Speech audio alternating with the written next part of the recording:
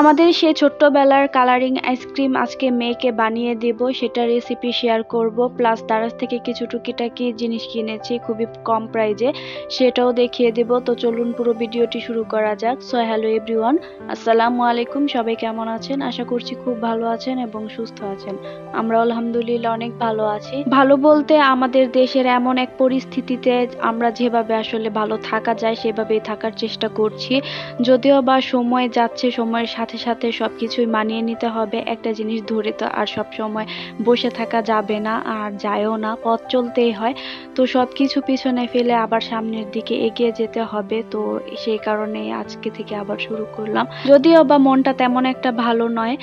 যারা মারা গিয়েছেন তাদেরকে আল্লাহ জান্নাতবাসী করুক, আর যারা এখন অসুস্থ আছে তাদেরকে আল্লাহ সুস্থতা দান করুক, সেই দোয়াই করি। তো ঘর গোছানোর পর আমি চলে আসছি রান্নাঘরে আমার মেয়ের জন্য আইসক্রিম বানাতে। আর আইসক্রিম বানানোর জন্য আমি পুরো একটা লেবুর রস নিয়ে নিয়েছি, আর রসটাকে আমি একটু ভালোভাবে ছেঁকে নিয়েছি।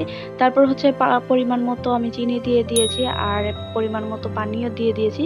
মানে যেই পাত্রে আমি বানাবো সেটাতে যতটুকু পানি ধরবে ততটুকুই পানি দিয়ে দিলাম।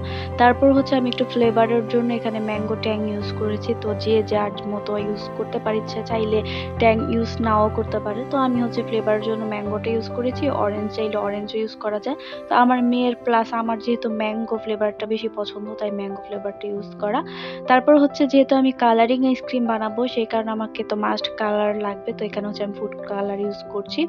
আর এই তো একদম অল্প একটু নিয়ে জাস্ট শুধু মিক্সড করে নিয়েছি। তো একটা আমি সেম কালারই রেখেছি, মানে ম্যাঙ্গো কালারটা যেমন হয় তেমনই। আর বাকি তিনটাতে আমি তিনটা কালার ইউজ করেছি, যেমন গোলাপি, ব্লু অ্যান্ড গ্রিন। তো এগুলো আমি এখন ফ্রিজে রেখে দেবো প্রায় 5-6 ঘন্টার জন্য। তারপর এটা ছিল দুপুরবেলা দারাজ থেকে পার্সেলটা আসছে। তো দেখা যায় আমাদের এখানে বেশিরভাগ পার্সেলটা দুপুরবেলায় আসে। তো পার্সেলটা আসার পর আসলে খুলছিলাম মাত্র, আপনার ফ্রেশ হয়ে তারপর লাঞ্চ করে আসছি রুমে। এখন পার্সেলটা আসছে, তাই ভাবলাম যে ওপেন করে ফেলি। আর আমার মেয়ে কোনো পার্সেল আসলে একদমই পাগল হয়ে যায় যে কখন ওপেন করব, ও দেখবে যে ভিতরে কি আছে। তো এই তো ওপেন করলাম। এখানে আমার জন্য একটা চা অর্ডার দেওয়া হয়েছে, আর আমার মেয়ের জন্য এই লোশনটা অর্ডার দেওয়া হয়েছে।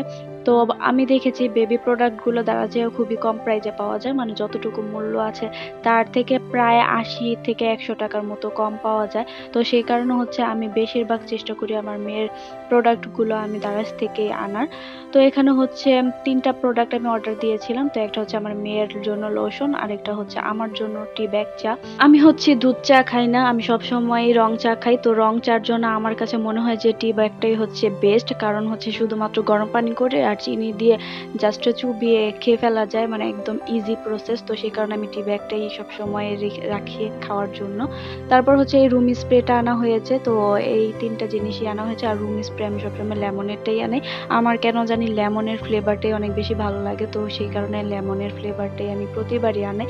তো নেক্সট টাইম ট্রাই করবো যে অন্য কোনো ফ্লেভার ট্রাই করার।